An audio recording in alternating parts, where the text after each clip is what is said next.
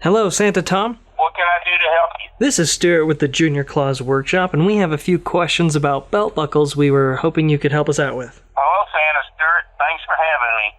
I would be happy to answer your question. When choosing a belt buckle, what should somebody take into account? Well, most buckles for Santas are of the 4-inch design, and there's probably 25 or 30 different belt buckles out there that are available to most Santas. So definitely, I think they should get one of the 4-inch design. In your experience, how big of an impact can a proper Santa Claus belt buckle have during appearances?